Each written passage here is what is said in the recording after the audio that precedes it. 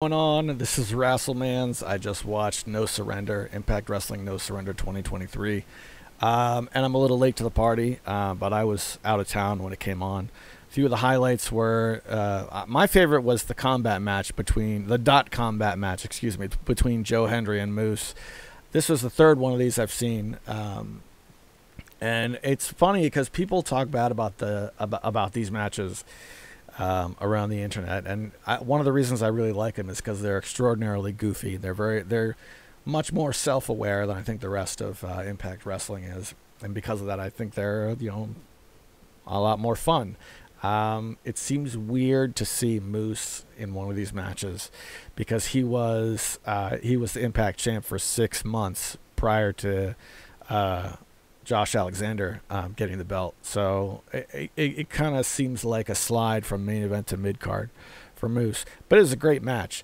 I particularly liked the middle finger that Moose gave, and then Joe Hendry responded by lifting the top on the Dreamcast really slowly.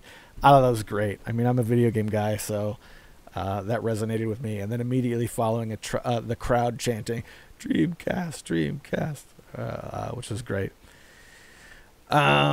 The Bully Ray versus Tommy Dreamer thing was drawn out, weird, and kind of lame. Didn't really go anywhere. It seemed like there's nobody left for Bully Ray to feud with. So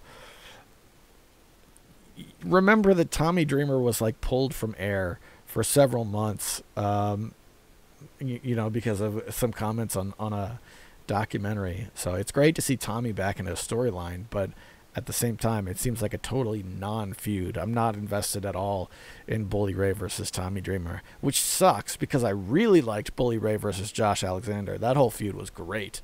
So we'll see. I hope they do an actual match to settle things instead of whatever that was. It was like a 15-minute promo or however long they ran that segment. So that was really drawn out. And the main event, Josh Alexander versus Rich Swann. That was another one that, like, leading up to that one, I was excited, but then once I realized what they were doing with Steve Macklin, when I see one of these matches that's longer than 20 minutes, if it's clear how they're going to book it, it's really difficult for me to get interested in it. So it was pretty clear that they were feeding Rich Swann to Josh Alexander. So because of that, the whole thing is just like, and it was a long match. So, Joe Hendry versus Moose is my pick for best match of the pay-per-view, and I think it's weird that the regular TV episode of Impact Wrestling prior to this pay-per-view, it had the Monsters Ball with Trey Miguel in it, Trey Miguel and Crazy Steve, and that match was better than anything on this card, in my opinion. So, if you're in the 99-cent tier on Impact Wrestling, go back and watch that Monsters Ball again, because that was great. And that's my opinion. This was $10 on Fight TV, so not super expensive in terms of pay-per-views, but seen better, seen worse.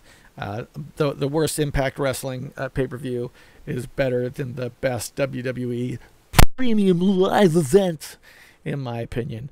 But that's just another mark, gibbering, jabbering on the internet, which is what we do. And with that, that's all I got. See you next time.